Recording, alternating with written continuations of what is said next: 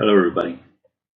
This is a copy of the letter that I've been sending to every congressman and congresswoman in the United States of America. December 20th, 2019. Greetings. If you're holding this letter in your hands, that means that it was not intercepted. That's good. My name is Nisin R. Lopez. I'm a 44-year-old Cuban-American artist based in Cutler Bay, Florida. I am contacting you in order to denounce a hideous crime that is being perpetrated against me here in USA. Contract stalking and electronic assaults sponsored by corrupt folks in positions of power. Yes, I am a watch-listed individual, a silent hit. I am an unwilling participant in an experimental government torture program. I've been experiencing organized harassment sponsored by the authorities since January of 2011 until the present. This thing ruined my life. You might be saying to yourself, what exactly is organized harassment? Well, this is not easy to explain. Covert harassment, organized group stalking, community-based mobbing, proactive policing, or managed aggression is pretty much a form of political repression, extrajudicial punishment. Organized stalking is a secret program of the U.S. government designed to destroy targeted individuals emotionally and psychologically through dark neurolinguistic programming and negative aversive stimuli, trauma-based conditioning. We're talking here about a multi-layered interagency program. Law enforcement is behind this, the intelligence community is behind this, and contractors are behind this as well. Yes, we're talking here about the Fusion Center Crime Syndicate, DHS, the FBI, the high-tech militarized police, and the private sector. HUMINT, human intelligence. That's what they call it. How does the harassment work? Well, we're talking here about heavy, overwhelming, multi-layered vigilante stalking. This is done to me every single time I go out into the general public, 365 days a year. Keep in mind that this has been going on since January of 2011 until today. The unjust, systematic harassment is done by a group of people in an organized fashion, using unethical means to torment, preoccupy, agitate, intimidate, and terrorize the isolated victim all the time, no matter where he goes. I'm talking about acts of provocation that are very well camouflaged. Street theater, invasion of space, intercepts, noise campaigns, vulgar gestures, mimicking, directed conversations, engineered collisions, orchestrated synchronicities, entrapment, etc. Obstruction of daily activities based on choice reference patterns. They know your precise coordinates at all times. You are under constant surveillance. The target is exposed to a stressor outside the range of usual human experience. He is kept in a state of anxiety and hypervigilance, in a state of functional disorientation, until he finally breaks down after years of indescribable psychological abuse. Basically, the harassment is meant to create a toxic artificial external reality that wanna drive you insane. That's for damn sure. Most victims of this program end up homeless, in jail, or in psychiatric institutions, isolated, with no support system, relationships destroyed. Who are the agent provocateurs recruited by the authorities that constantly harass the targeted citizen in an organized fashion? They are called surveillance role players or confidential human sources. They believe they are patriots and heroes serving a noble cause. They come from all types of social backgrounds. These mindless automatons are brainwashed into believing that the target is a really bad person, a terrorist, a murderer, a sex offender, a wife beater, a drug trafficker, a thief, etc. A professional defamation campaign. These perps are enlisted through community programs such as InfraGard, Citizen Corps, and Neighborhood Watch. They are compensated with cash and gift cards. We're talking here about a clandestine civil military operation. There is no doubt that the command station for organized stalking is the Fusion Center. This is obvious.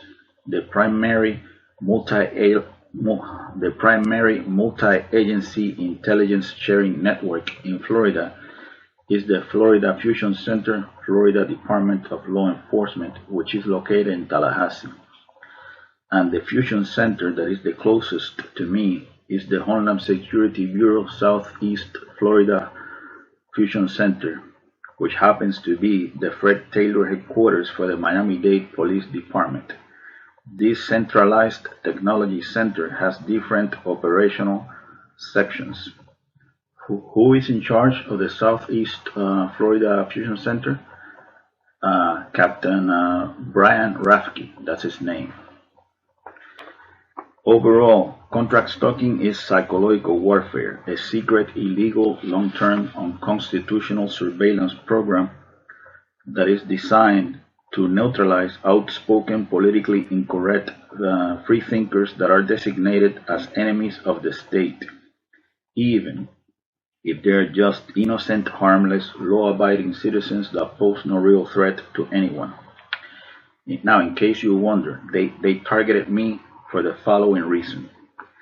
In late 2009, I made a politically incorrect presentation in Miami-Dade College Hialeah campus. I openly stated that September 11th was an inside job. On early 2010, they kicked me out of Miami-Dade College under false accusations.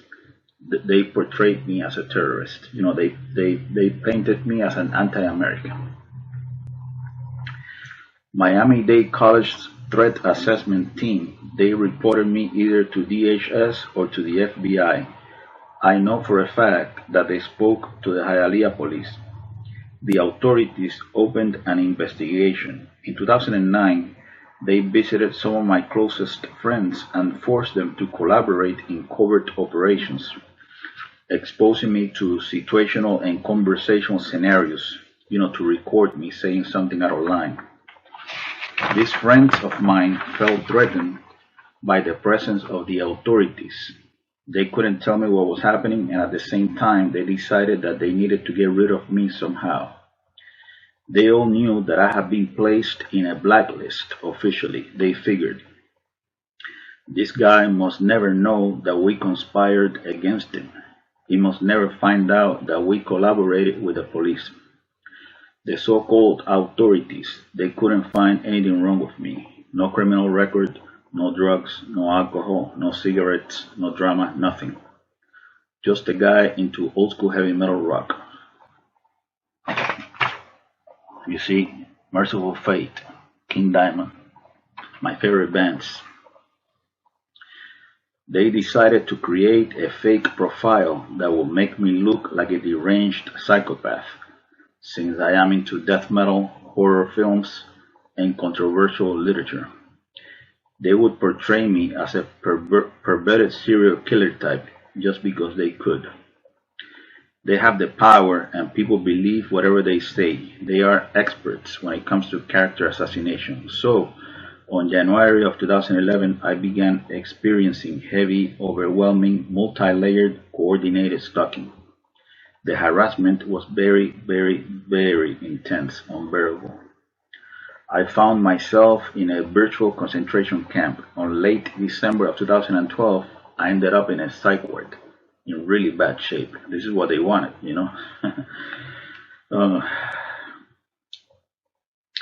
So here's what this all comes down to. I've never done shit to anyone, but the government is working overtime in order to put me in jail under a false narrative. They're going around spreading lies, brainwashing people into believing that I am a murderous sexual predator. Where is the tangible, verifiable evidence supporting these wild allegations? If their claims are true, why don't they arrest me? They harass, isolate, and terrorize innocent people, but they protect criminals like the Boynton Beach cop Stephen Majorino, who raped a woman at gunpoint a few years back. How come they don't put this guy in the targeted individual program and force him into involuntary celibacy? You know, I think that's a very valid question. Aren't they emergency management vigilante hunters trying to make the world a better place? It is clear to me that these people in law enforcement and in the intelligence community are crooked. So, the leader of clandestine operations in the CIA, Elizabeth Kimber, she doesn't know anything about this nasty mind control behavioral modification program. General John W. Raymond, commander of the Air Force Space Command, he doesn't know anything about satellite weaponry and microwave bullets. The director of the Defense Intelligence Agency, Robert P. Ashley, he doesn't know anything about remote neural monitoring and synthetic telepathy. The director of National Intelligence, Joseph Maguire, he doesn't know that targeted individuals are being tortured with directed energy weapons, forced to lash out. The director of the National Security Agency, Paul M. Nakason, he's never heard about the Signals Intelligence EMS scanning network. The Assistant Attorney General of the National Security Division, John Charles Demers, of the Department of Justice, he doesn't know about this legalized lawlessness. The director of the FBI's Terrorist Screening Center, Charles H. Cable, he doesn't know this horrendous surveillance abuse is taking place. The Undersecretary of Homeland Security for Intelligence and Analysis, David J. Glow, he doesn't know about these black ops. The president of the National Fusion Center Association, Mike Sena, he doesn't know anything about gang stalking. Of course, they all know this is going on. This is an unacknowledged special access program funded by the CIA, a military neuroscience experiment. They spend approximately $1 million a year on each subject, on each targeted individual. They got mainstream media on a leash so that they don't spill the beans. The media outlets, these are the gods of perception management, as I call them. The media outlets don't have a problem legitimizing the stories of U.S. diplomats harassed with microwave weapons in Cuba and in China, yet they refuse to validate the testimony of thousands of U.S. citizens that are being tortured with organized stalking and electronic assaults. The puppet masters behind this personality disintegration program, because that's what it is, will do anything in order to justify a multi-billion-dollar national security, counterterrorism, corporate military intelligence police state complex. Multi-billion or multi-trillion? Who knows, I know for a fact that weapons manufacturers like Lockheed Martin benefit from this. So, basically this is a human rights injustice beyond words. These are war crimes. So, my dear friend, I would like for you to think about something. The shadow government deep state criminal cabal is torturing me with classified military technology. They have me on remote neural monitoring. I've been implanted with highly advanced nanotechnology that resonates with my biofrequency, NIH-Darpa implants. So they have access to my unique brain signature. This is how they know my precise coordinates at all times, It turns out that my brain has become, a communications device, a broadcast antenna. Unbelievable. This means, in practical terms, that a guy sitting in front of a monitor in the intelligence section of the Homeland Security Bureau, Southeast Florida Fusion Center, can see my decoded thoughts in real time, audio-visual info in digital format. Not only that, handlers can also implant words, phrases, images, impulses, and videos into my psyche, especially when I'm asleep. This is called artificial telepathy. They do this to me every night, 365 days a year, a mind rape operation, for damn sure, They implant, images of unnatural things, So basically, the long-term goal that these people have, doing this shit to me, is to modify me against my will and to turn me into an abomination, a bizarre re-education strategy, an inversion process, induced atrophy. That's what it is, basically. So all my mental data, all my psychic data is uploaded into their AI supercomputer that predicts behavior based on past choices. Basically, I'm a guinea pig, an expendable biospecimen in a secret military experiment. Electroencephalogram heterodyning, mind cloning. So here's a if they're doing this to me and I am a nobody, because basically I'm just an average guy, I'm not a public figure or a famous person or a politician or anything like that. I'm just a regular person. If they are doing this to me and I am a nobody, what's stopping the CIA from spying on the thoughts of President Trump? All they really need in order to put a person on remote neuromonitoring is a DNA sample. They implant the human test subject with invasive devices, nanotech. I mentioned that already. Once they get that DNA sample, they have access to your unique brain signature, which operates as an email address, biotelemetry, transmitter-receiver, brain-to-computer interface, integration completion. They have a digital map of your brain, computer-generated brain mapping. In the same way that your fingerprints, you are the only person in this planet that has, these fingerprints. Using that analogy, your brain wave, have a signature that is unique. You're the only person on planet Earth that has that brain signature. So basically they implant you with the nanotech, and which resonates with your biofrequency, and so that's how they have access to your unique brain signature. And then the nanotech amplifies basically those electromagnetic frequencies and transmits that information, to their supercomputer. So basically, your brain operates as a communications device, as a broadcast antenna. I understand that this is hard to believe, but this technology is real. This is classified military technology. This futuristic technology of DoD flavor is so powerful that they can even use it to control sleep patterns. They can deprive you of sleep if they want to.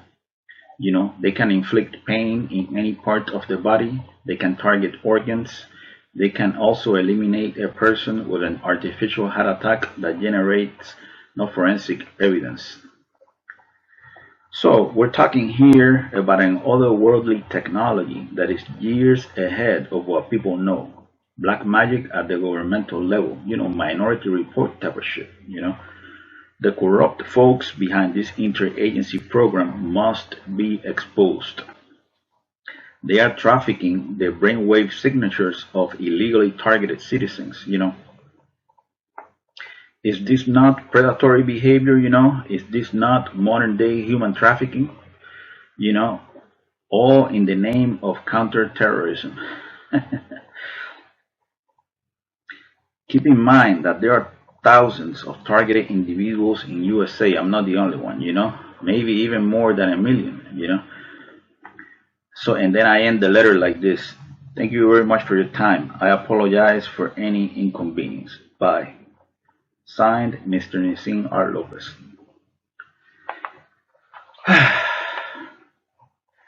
To this day, I still can't believe that this shit happened to me in the United States. Unbelievable. Wish me luck.